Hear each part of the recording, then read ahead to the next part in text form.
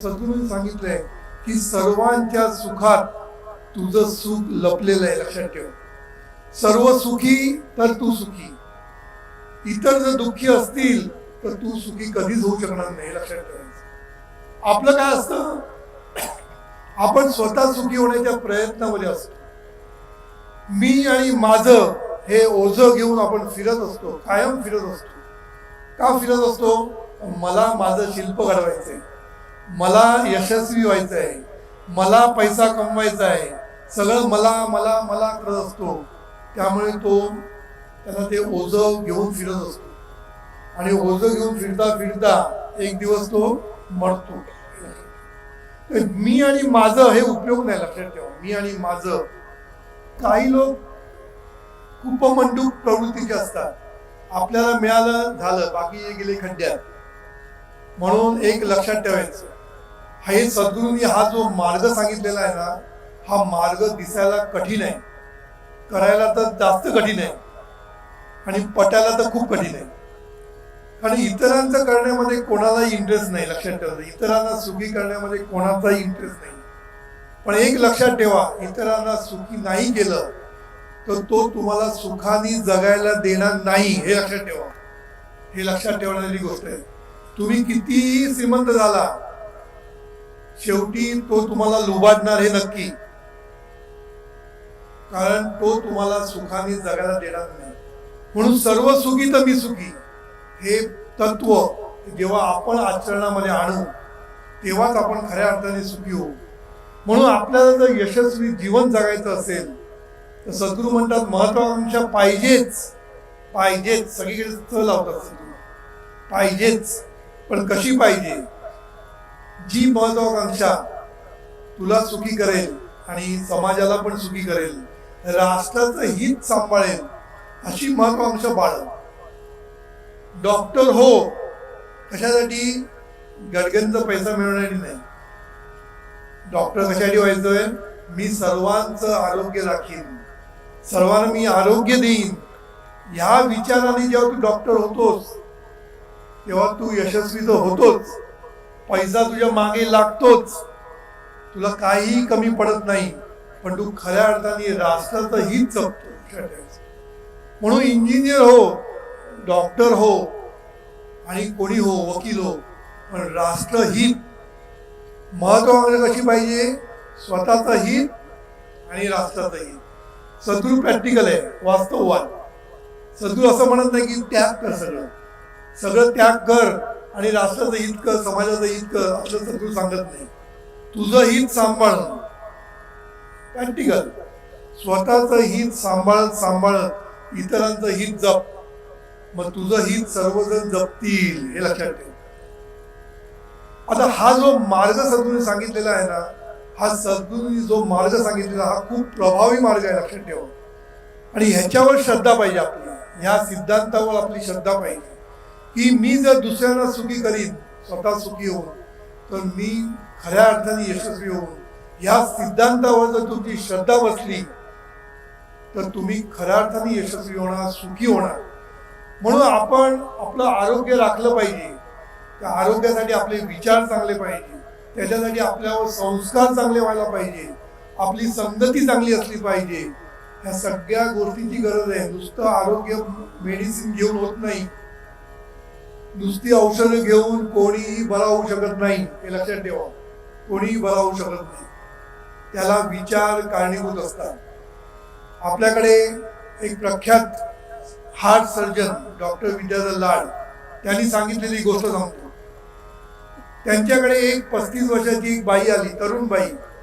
तिची फुफ्फुसाची हे आपल्या हार्टची वॉल खराब झाली होती.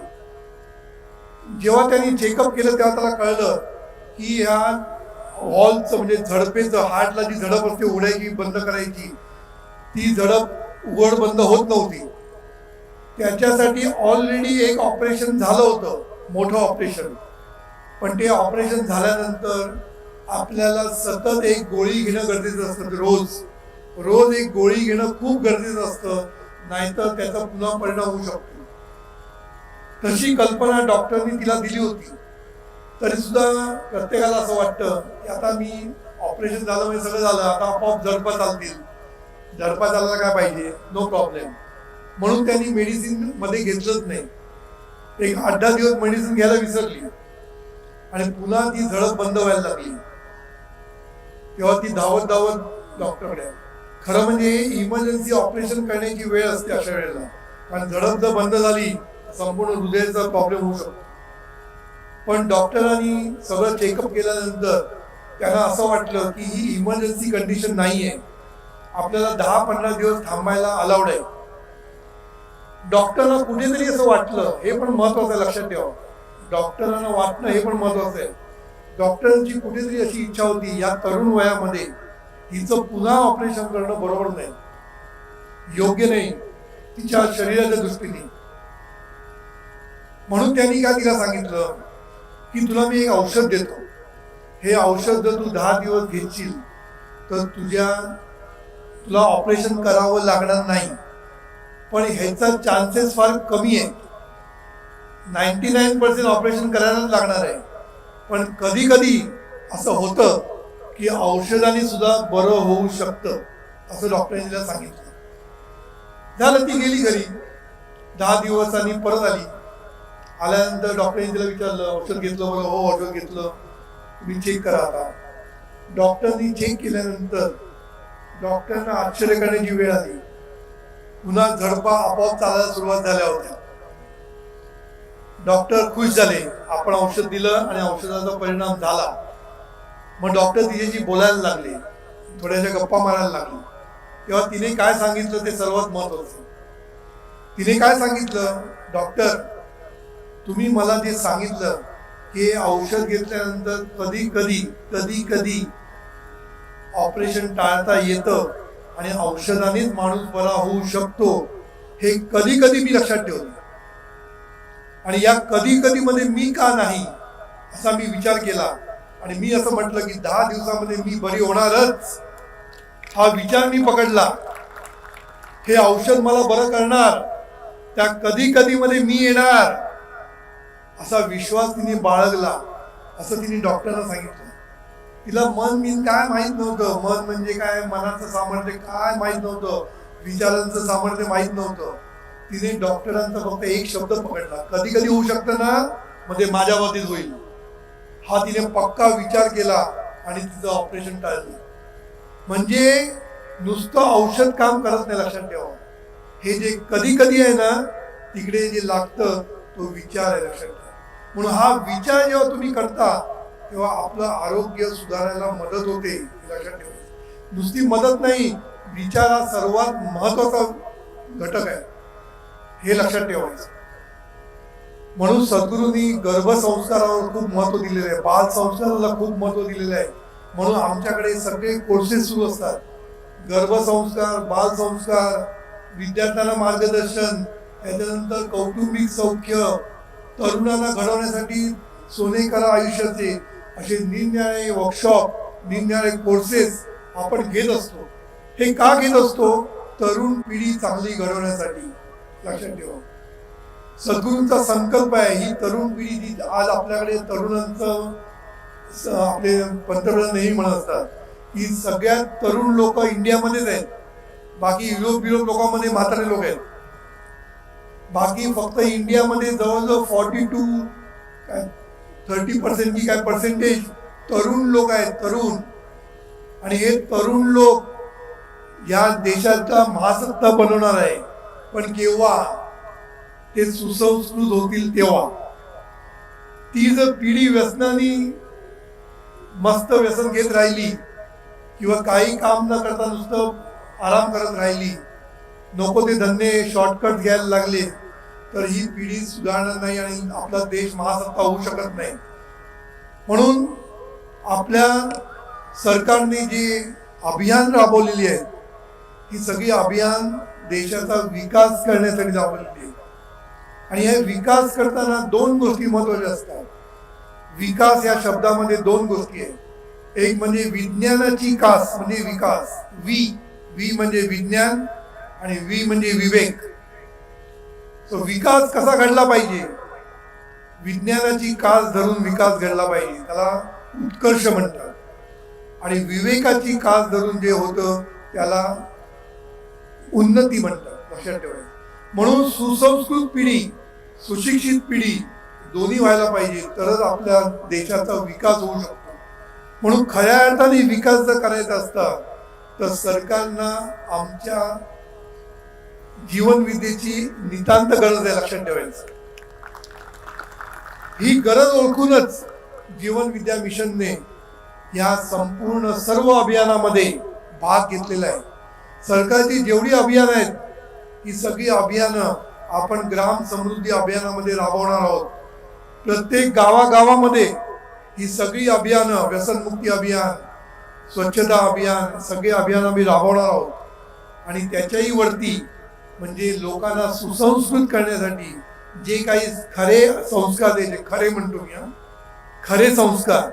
आपल्याकडे संस्कार द्यायचं म्हणजे बाहेरून आल्यानंतर पाय धुवायचे, सकाळी उठले की देवाला नमस्कार करायचे, हे सगळं छान आहे, पण हे खरे संस्कार नाही, लक्षात ठेवायचं.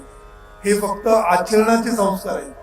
खरे संस्कार हे आपल्या विचारांमध्ये, लक्षात ठेवा, आपल्या विचारांमध्ये परिवर्तन जे घडवून आणायचं आहे सद्गुरूंना, ते खरे संस्कारांनी घडवून आणायचं. त्याच्यासाठी सत्संगाचं महत्व खूप आहे.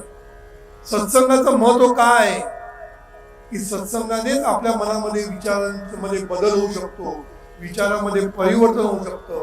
आणि विचारामध्ये जेव्हा परिवर्तन होणार तेव्हाच राष्ट्रामध्ये परिवर्तन होणार. म्हणून जीवन विद्या मोठ्या प्रमाणामध्ये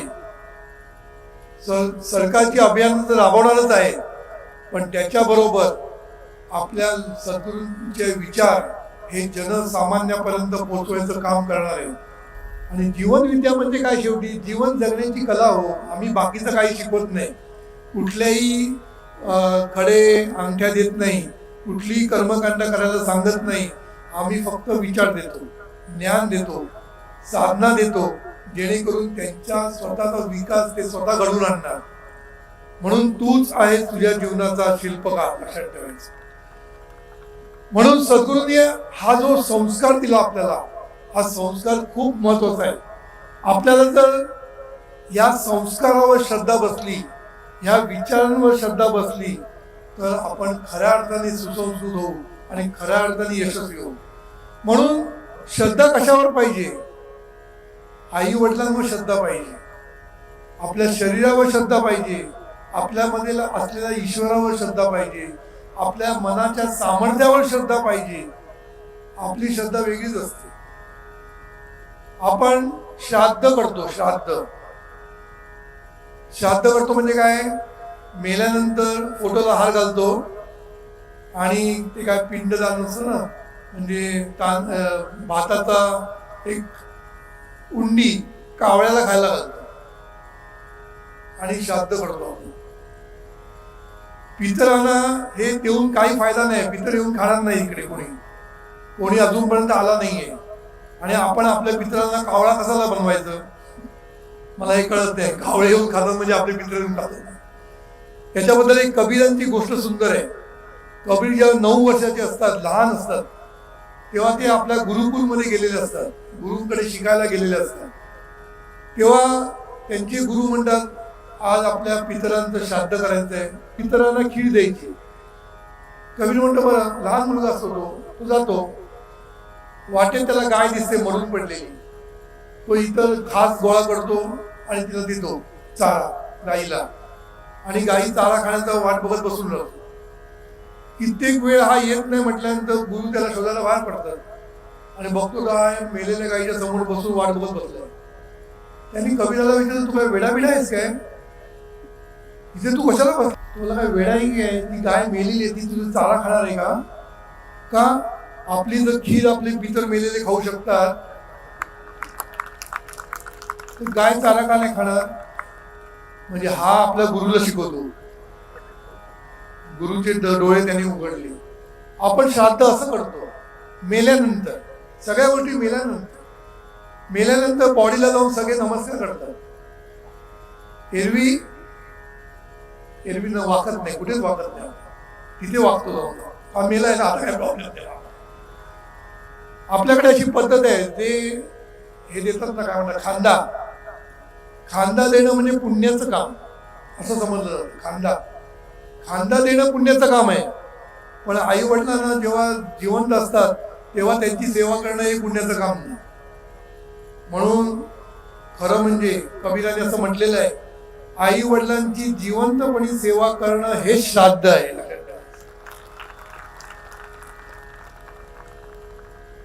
हे श्राद्ध आहे. आपण दगडाची पूजा करतो, म्हणजे नागपंचमीला नाग तयार करतो. त्यातलं काही लोक श्रीमंत असतात, ते चांदीचा नाग करतात आणि त्याची पूजा करतात, त्याला काय काय दही घालतात, काय काय घालतात आणि पूजा करतात. पण खरा साप आल्यावर लाठीने मारतात, म्हणजे खरा साप आल्यानंतर लाठीने मारतात आणि खोट्या सापाची पूजा करतात. किती मजा आहे ना. उंदीर मातीचा बनवला, गणपतीचं वाहन ना, त्याची पूजा करतात. पण खरा उंदीर आला तर धोपटतात त्याला. म्हणजे जिवंतपणे धोपटायचं आणि दगडाची पूजा करायची, हे उपयोग नाही. म्हणून जिवंतपणी आपण आई वडिलांची सेवा करणं हे खरं श्राद्ध आहे. जिवंतपणी एकमेकांना मदत करणं हे खरं सहकार्य आहे, लक्षात ठेवा. म्हणून सद्गुरू हे म्हणतात की तुम्ही योगी व्हा. योगी व्हा म्हणजे उपयोगी व्हा. सद्गुरूंचं सगळं वेगळंच आहे, लक्षात ठेवा. सद्गुरू हे वेगळे, सद्गुरू सगळेजण म्हणतात. का म्हणतात? तर सद्गुरूंचे विचारच वेगळे आहेत. आमच्याकडे एकाने विचारलं होतं, एकाने म्हणजे मालनच्याच मुलाने विचारलं होतं, मुलगा लहान होता आमचा भाचा. तो सद्गुरूंना काय बोलला, तुम्ही एवढे जुन्या पिढीतले आणि तुमचे विचार नवीन कसे काय, असं त्यांनी लहानपणी विचारलं होतं आपल्या आजोबांना, की तुम्ही जुन्या पिढीतले आणि तुमचे विचार नवीन कसे काय. हेच सद्गुरूंचं वेगळेपण आहे, लक्षात ठेवायचं. हेच सद्गुरूंचं वेगळेपण आहे. म्हणून तूच आहे तुझ्या जीवनाचा शिल्पकार आपण जेव्हा म्हणतो, तेव्हा आपल्या मनाच्या सामर्थ्याचा उपयोग आपण केला पाहिजे. आपल्या मनाला खूप सामर्थ्य, मनाकडे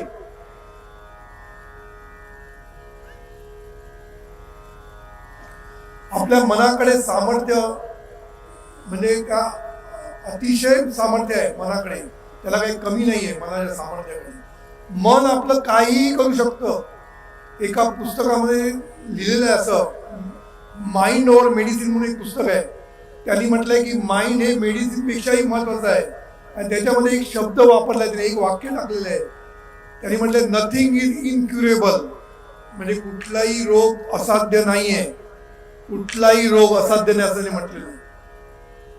मनाच्या सामर्थ्याने आपण कुठल्याही रोगावर नियंत्रण मिळवू शकतो, इव्हन कॅन्सरवर पण, असा त्यांनी रिसर्च केलेला आहे. सांगायचं मतलब असं आहे की आपल्याला जर खऱ्या अर्थाने यशस्वी व्हायचं असेल तर आपल्याला आपलं आरोग्य सांभाळणं गरजेचं आहे. त्याच्यासाठी आपल्याला व्यसन सोडलं पाहिजे. आपली तरुण पिढी असं व्यसनी होत चाललेली आहे. जिथे पाहावं तिथे फक्त हे वेगळं, व्यसन वेगळं. हायफाय लोक हायफाय व्यसन करतात, खालचे लोक खालचं व्यसन करतात. म्हणजे तंबाखू, गरीब लोक तंबाखूचं व्यसन, मोठे लोक चिरूट, काय म्हणतात त्याला, चिरूट स्टाईलमध्ये. आणि हल्ली मुली सुद्धा व्यसन करायला लागलेली आहे. जिथे पाहावं तिथे मुली हल्ली सिगारेट ओढतायत, दारू पितायत. हॉटेलमध्ये गेलं की नवरा बायको मुलं सगळी घेऊन दारू पित असतात. काय सुंदर पिढी ही. तरुण पिढी आपल्याला फुकट जाते व्यसनाच्या आहारी लावून, लक्षात ठेवा. म्हणून आपलं काम खूप मोठं आहे. हे व्यसन मुक्ती हे एकच जरी काम जीवनविधीने हाती घेतलं तरी आम्हाला वेळ पूर्ण नाही, एवढं काम आहे, लक्षात ठेवा. आणि हे काम आम्ही करतोय, मोठ्या प्रमाणावर करतोय व्यसन मुक्तीचं काम. म्हणून व्यसनापासून मुक्त करणं हे आमचं काम आहे, लक्षात ठेवा. नंतर स्वच्छता अभियान. स्वच्छता म्हणजे फक्त बाहेरची स्वच्छता नाही, मनाची स्वच्छता करणं पण तेवढंच गरजेचं आहे, लक्षात ठेवा. मन स्वच्छ तर शहर स्वच्छ आहे, लक्षात ठेवा. आपलं मन अस्वच्छ असतं त्यामुळे शहर स्वच्छ होत नाही. कारण आपलं प्रिन्सिपलच आहे की आम्ही घाण करणार आणि दुसऱ्यांनी ती घाण उचलायची, हे आपलं प्रिन्सिपल आहे. अमेरिकेमध्ये स्वच्छता काय आहे, सगळ्या देशामध्ये स्वच्छता काय आहे, आणि त्यांचं प्रिन्सिपल वेगळं आहे. त्यांचा विचार काय, आम्ही घाण करणार नाही, आम्ही सगळी घाण एका कचऱ्याच्या पेटीमध्ये टाकला. कधी लक्षात ठेवा, कुठलाही अमेरिकन माणूस किंवा अमेरिकेमध्ये गेलेला इंडियन माणूस तो कधीच कुठलीही गोष्ट बाहेर टाकणार नाही. कारण त्यांनी बाहेर टाकलं तर 10 लोक त्याकडे बघतील, करणार नाही कधी. म्हणून काय, आपल्याकडे प्रिन्सिपलच वेगळा आहे. आम्ही घाण करणार आणि मग लोकांनी उचलायची. तो आपला जन्मसिद्ध हक्क आहे घाण करण्याचा. कुठेही आम्ही घाण करू आणि तुम्ही ते उचला, मग त्याच्यासाठी माणसं लावतो आपण उचलण्यासाठी. लक्षात ठेवा. म्हणून स्वच्छता अभियान हे खरं मनापासून सुरू होतं. खरं म्हणजे विचारातनं सुरू होतं. हे नुसतं झाडू घेऊन होत नाही. झाडू मारून स्वच्छता होत नाही. आणि झाडू मारून स्वच्छता केली की पुन्हा लोक घाण करणारच. लोक घाण करणार, आपण स्वच्छता करणार. अशा रीतीने स्वच्छता अभियान होऊ शकत नाही. स्वच्छता अभियानासाठी विचारामध्ये परिवर्तन व्हायला पाहिजे. मी घाण करणार नाही आणि मी घाण करायला देणार नाही, हे विचार पाहिजे. आमच्याकडे तुम्हाला सांगायला मला अभिमान वाटतो. आम्ही प्रत्येक गोष्ट आमच्या मिशनमध्ये पहिलं राबवतो, पहिलं करतो आणि मग लोकांना सांगतो. आमचं संपूर्ण ज्ञानपीठ पर्यावरणाने सज्ज आहे. पर्यावरण इकोसिस्टम तिथे केलेली आहे. म्हणजे काय, संपूर्ण पर्यावरणाला पूरक असं आमचं संपूर्ण ज्ञानपीठ आहे. तिथे सौर ऊर्जा आहे, पवनचक्की आहे, तिथे पंप सुद्धा सौर ऊर्जेवर चालतो. तिथे सर्व काही आम्ही काय म्हणतात त्याला, पर्यावरणाला साजेसं केलेलं आहे. तसंच स्वच्छता अभियान, आम्ही जेव्हा कुठलाही उत्सव करतो तेव्हा आमची स्वच्छता कमिटी असते आणि ती कमिटी सतत फिरत असते सगळीकडे की कोणालाही कचरा करायला देत नाही. आणि जर चुकून कोणी टाकलं का, सवय आहे ना आपली, तर ते लगेच उचलतात. म्हणून हे मैदान आम्ही जेव्हा परत करतो ज्यांचं आहे त्यांना, तेव्हा स्वच्छच आम्ही त्याला परत करतो. लक्षात ठेवायचं, स्वच्छच परत. म्हणून ही जी सगळी अभियानं आहेत ना, आपल्याला राबवायची असेल तर पहिलं आपण सुधारलं पाहिजे. आपण सुधारल्याशिवाय दुसरे सुधारणार नाही. आपण फक्त दुसऱ्यांना सुधारायला गेलो तर कधीच होणार नाही.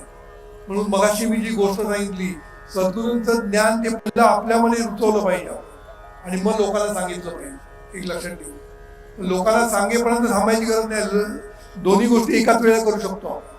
म्हणून हे आमचे जे ग्रंथ आहेत, हे ग्रंथ तुम्हाला घेतले पाहिजे, अभ्यास केला पाहिजे. आजचं आम्ही नुसती तुम्हाला एक चुणूक दाखवली आहे जीवनविद्या म्हणजे काय. पण खऱ्या अर्थाने जर तुम्हाला जीवनविद्या शिकायची असेल तर तुम्हाला पुस्तक आम्ही जे ठेवलेली आहे ती पुस्तकं घ्या. कोर्सामध्ये कोर्सला तुम्ही रजिस्टर करा. म्हणून ज्ञानयज्ञ आम्ही करतो, एकच यज्ञ करतो, तो म्हणजे ज्ञानयज्ञ. म्हणून या ज्ञानयज्ञामध्ये सर्वांनी सहभागी व्हा. ईश्वरा सर्वांना चांगली बुद्धी दे, आरोग्य दे, सर्वांना सुखात आनंदात ऐश्वर्यात ठेव. सर्वांचं भलं कर, कल्याण कर, रक्षण कर आणि तुझे गोड नाम मुखात खंड राहू दे.